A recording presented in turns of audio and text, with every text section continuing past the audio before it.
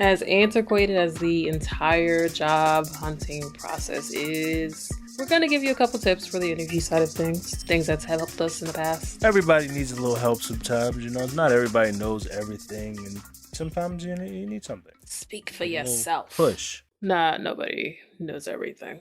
I don't know the nothings. I mean, there's some stuff when it comes to especially interview, I guess. Can I say decorum? Yes. Sure. Well, we're going to stick with that.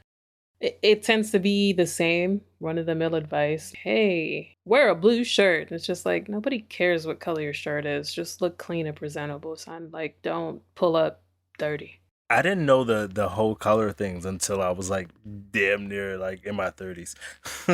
Yeah, that whole color psychology thing. Come on, son. Just dress smart. I think that's weird. Why? Right. Like, what if that person don't like blue? Then what? What if that person is colorblind and you did all that for nothing? Ableism. Now look at you. Shame on you. But yeah, I got a few tips. Never go to a job. Well, if you go into an interview, even if you're not even just going into an interview, just going into a job, looking for a job. Never go to a job where you are involved with family members and friends. It's a dangerous thing. I think that's like a first start. You know, you don't want to mix the two. It's a old saying, you know, money and blood don't mix. It's a mostly true saying. Sometimes it works, but very rarely it does. So Jay's against nepotism. That's what he's getting at. no, I'm not. I don't even know what that means. But no. Oh my god. How can I be against a word I don't know what it means? So you are against nepotism. That's essentially well, like I don't even know what that means. nepotism is kind of like favoritism and just the practice of involving your relatives and friends when it comes to different fields and putting them on essentially over, let's say, somebody who's been on at the company who may be, more deserving of the position or whatever, is going on. Oh no, hell no. So see, you are against it. Yeah, build self entitlement. Like, oh, my people's done got me. My friend done been here for so long. They're good. No matter, I'm all right. Oh, my brother, my sister, my cousin, or whoever you have that got you in there, you feel entitled to just do whatever the hell you want. No. Well, right, and then you tend to be lax, or the whole atmosphere just tends to be corrupt and weird and not very productive. Right. Which is totally different because I know some people are like, well, I've worked somewhere that somebody referred me to a position. That's totally different. If you know somebody and they, in their best interest, hey, this person needs a job, that is a referral. Right. Exactly. Now, if that person makes it a habit and basically you're working with their entire family tree, you might be. Because I've seen it. I've seen it. Exactly. It's possible. It happens. Yeah. In certain cases, it's always great to put on people, especially even before we were talking, not that it's y'all business, but just different projects that somebody may be interested in. Hey, are you interested in doing such and such? I may know somebody who wants to link up with you in regards to a potential project that kind of speaks to your skill set. There's nothing wrong with that. Right. Not, oh, word, yo, my spot higher, and I'm gonna get you in there. It's gonna be sweet. We both gonna be doing nothing all day. We gonna be playing on our Switches. We gonna be chilling, yo. We gonna be big chilling, man. I'm telling you, we ain't gonna be doing nothing. You be gonna be good. That's not who you want to be working with, I mean, unless you're in high school. If you're in high school, do whatever you want. Yeah, if you're in do whatever you want. Public service announcement. Until you get thoroughly into your career or projecting to where you want to go to, post-college if you choose to, but more so what you want to do for the rest of your life type job, do what you want. Productively, of course. Nah, for real. But yeah, learn. I always say it. I feel like people have to work retail at least once just so they understand the transactional customer service experience. You need that. Oh, yeah. What? Oh, I've done it. I've worked a few starter jobs in my day. I've worked the Walmarts. I've worked the McDonald's and stuff. I've done those. There's nothing wrong with those. Nah. Don't be ashamed that if that's where you're going, don't be ashamed. It's work. You got to start somewhere. Everybody's not going to give you a chance outright. Like, you can't start from the top of the rung. There's no way. There's no way. Care if you're the dude at the laundromat, man. Just do something. Yeah, for me, retail was big. I didn't want to work with food at all. I know I always say that, but for me, I was just like, nah, I'm good. I'm going to just do retail and then work my way up from that. Because that puts you around working with people you don't know. Absolutely. The stranger. I know they taught you the stranger danger your whole life. But sometimes you gotta speak to people you Pretty don't know. much. The social skills on some of these. Should I say? Nah. Mm-hmm. Yes. Learn your Yeah, social yeah, no, skills. yeah, Learn yeah. the Go ahead. social skills. Learn how to talk to people. Conduct just regular business. Count change. Do your maths that you're still going to be using for life. Mm-hmm. Yes, you're still going to be having to count money when you grow up and you're all grown up. Mm-hmm. Just go ahead and learn how to do that quickly and precisely. And honestly, it's fun. If you have a retail situation to where you kind of do work with your friends, I mean, especially starting out in high school, it is kind Mm-hmm. of fun. Now, if you're at a young age, that's cool. Yeah, that's cool. That's fun. You know, don't do extracurricular activities like spending long What you lunches and all mean? that, and yeah, you get fired. But Taking 15 minutes. just pulling off, doing Oh, the yeah, shenanigans. But going back, just if it is a situation where somebody does refer you to a position, just make sure you're thoroughly comfortable with it. Don't just go into it just because that person says, "Hey, I have a position for you." It doesn't mean you gotta take the job. yeah. It's not for you. It's for real, because you can be there in like 2 weeks, you're gone. Like, and that's in your That's a decision. Like, fact. you're like, you know what? Not just because you wanted the job and you couldn't do it. No, like you just realize after like 2 to 3 weeks, like this is not it for me. I can do something else better, and you know yourself. You know what you can do. All right, and I have a softball one. This one speaks to, well, let me just get right into it. Take notes for each interview that you have.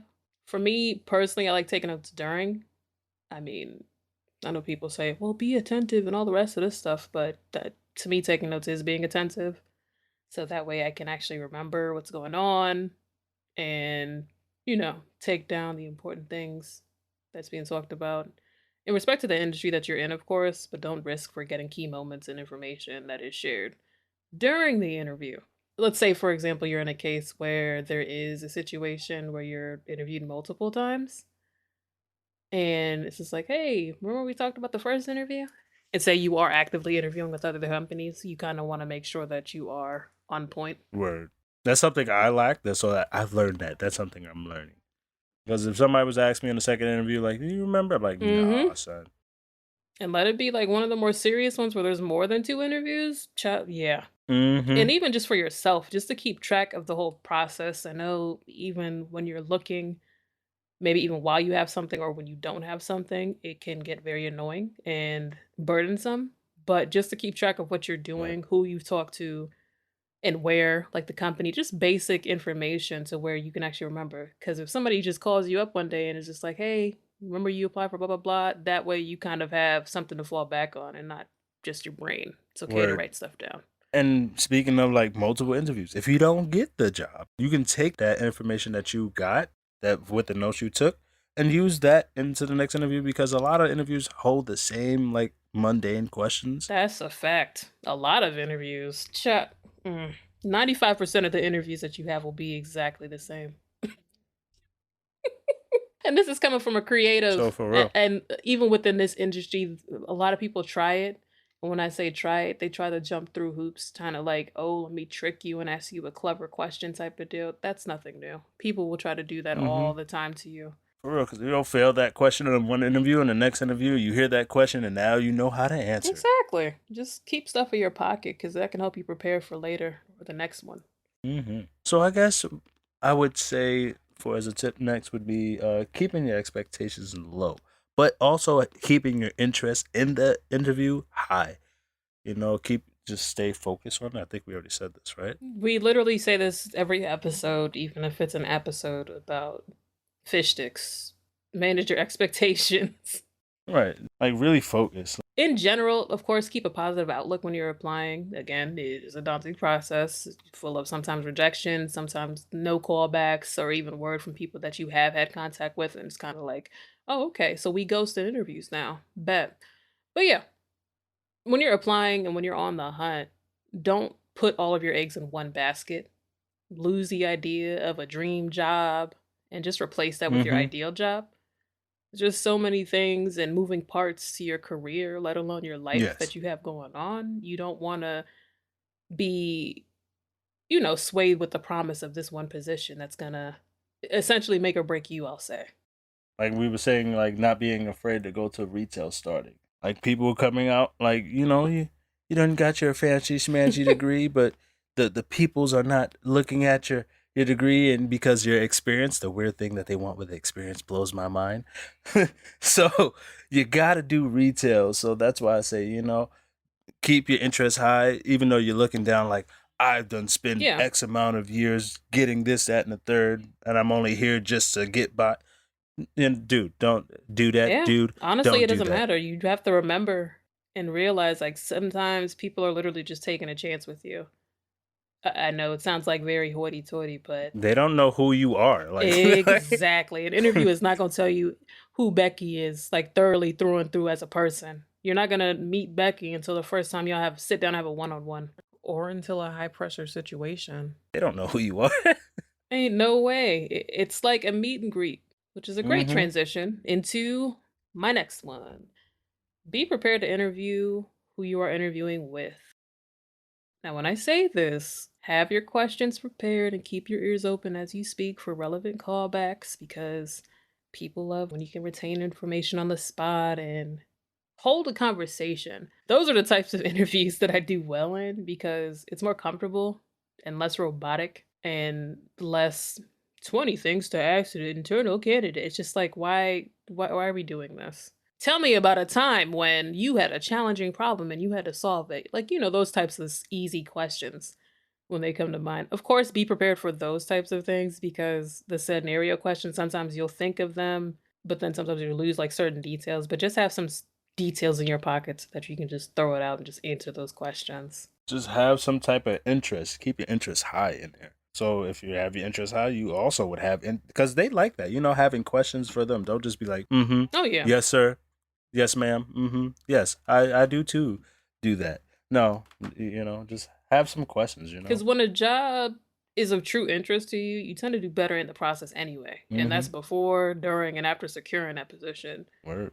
So know a little bit about the company. I'm not saying, hey, go read all their annual reports from here back to 1995. You do not have to do that. I am though. Just pay attention. What? Why? I am. Know the history. Know the history. Just check it out. Do a Googles on the company real quick just to see what they're up to currently. Read their About Me page. Like, these are just softball, easy tasks to do it literally won't take you that much time of prep, even if you're doing it the 15 minutes before you get to an interview, just to, kind of prepare yourself before you go in there. Imagine someone going in there talking about market sharing. See, your stocks aren't doing well. Yeah, don't go in there with no negative news. Or if you do, try to flip it into since you guys are facing this challenge, what are y'all doing to fix it type of deal. If that's the job you're going for, kudos. I mean, because I like kind of putting people on the spot in that position because, again, you're interviewing them as well. This ain't no just let them be in your face, ask you all sorts of crazy things. It's a mutual process. Don't ever let anyone make you feel intimidated or like you aren't good enough. Like, you're literally at the interview stage. They're probably just as nervous as you, if not more. So control the situation. Take your time when providing input.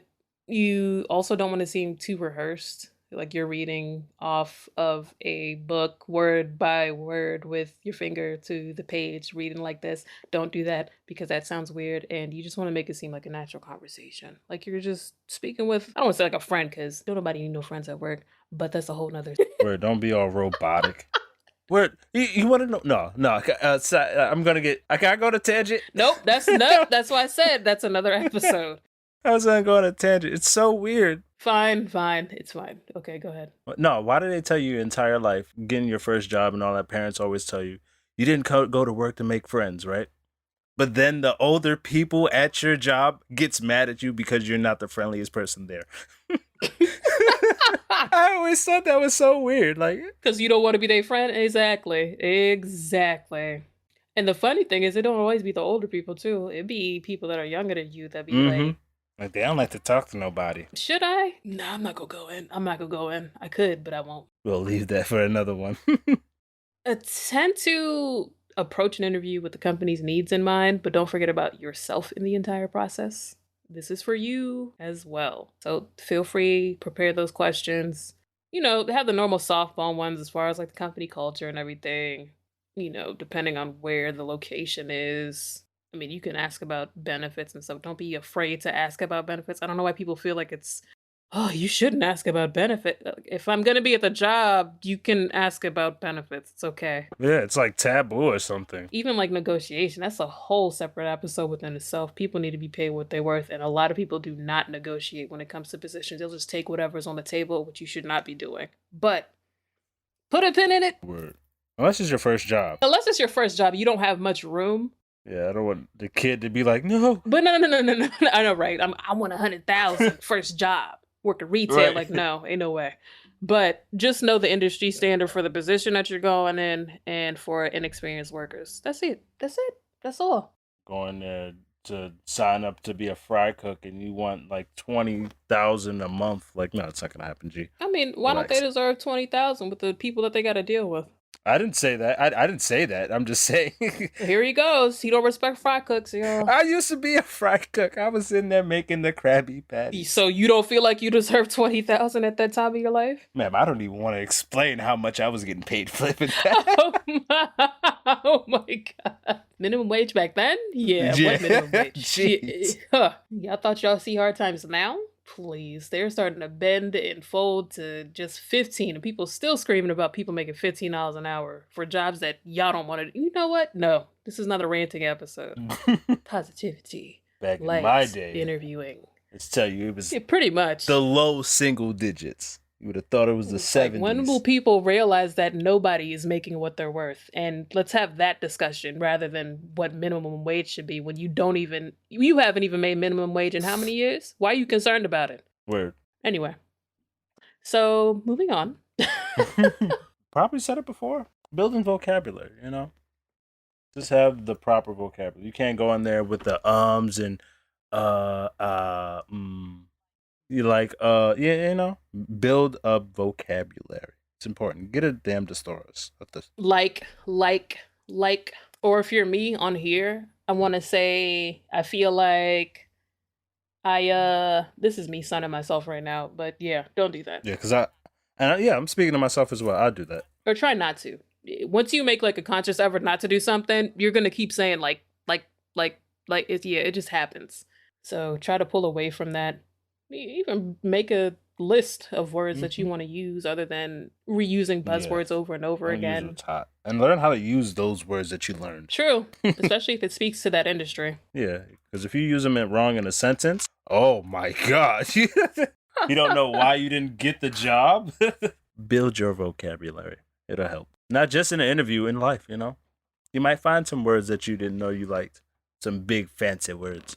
I mean, yeah, that goes with preparation too. And people will also notice that if you are in a specialized industry, that you do know the lingo and, that you're not just talking randomly and acting the part. You know your stuff. Going there using the full word and they use acronyms. Oh, God. Acronyms are a problem. And don't be afraid if the place that you are interviewing for has a lot of acronyms. Shout out to all the contractors and government workers out there because, yeah, learning all of that. Yeah, that's what I mean. That's what I'm saying. Like, you What go a there. time. Yeah. This is a last easy bonus one. 9 times out of 10, possibly, maybe 7 times out of 10 now at this point of the pandemic, your interview might be online or a video call. If it is a Zoom, a Teams meeting, a Google chat, anything, any of this, can you please make sure your place is clear, uncluttered, Put and pants you are on. in a quiet area? The pants don't matter because, unless you're standing up and giving a presentation. So there's What? that. You don't know how many times I've seen someone get up because they're a kid. And That's why you lock the door. Again, make sure you're in a quiet area. Why is everything up in the open and people don't know what you're doing? Got a proper top and no bottom. Stop it. Just know what's going on. Don't pull up to an interview with chaos going on in the background. It's for an hour or two. Close the door. Why? What? Is the kid interviewing with you? Apparently. Especially if you're in that type of a situation where you have moving parts or even an unruly kid or a pet. Obviously, yeah, maybe you might want to put your pants on. But when it comes down to you prepping and being in like a space to where you're comfortable and it's not cluttered and isn't distracting, choose that place rather than the living room, the dining room, where all the action is and stuff usually. Don't do that. Because it happens. Trust me. It's hilarious to people like me on the other end of that damn call. It doesn't bother me. It's My question is, why is that? Like, why do people make those Zoom calls public? Like, things I've seen. what? I know the answer is social media, but whatever. Why? Yeah, of course. That was obvious. Like, my question is, why does that person feel like they needed to upload that? Yeah, it's weird for them. Now. So why you gotta make it weird for us? They just put it up there, like, yeah. Exactly. See, so nobody can answer this question. That's gonna be a discussion question for this week. It won't be. It'll be something else. But I was about to say, like, it's a question probably on pants. be sure to check out the engagement tools on Spotify. Use the discussion tool as well as poll to interact with the episode some more. If you have something extra to say, any tips that you would like to provide for the people, we'll also pin those in the discussion area where you can be featured for the free. We're also on social media. Visit us on Instagram as well as Twitter, Verbal Vibe Mode everywhere, per usual. By this time, it's sort of like, I really don't see somebody just stepping in for the first time listening to this episode first out of all of them. But just in case you do, feel free to also visit verbalvibemode.com. If you also like to leave us a voice message, you can do so on the Anchor app. As always, all important links and information is provided in the description box. We'll see you next week. Latest.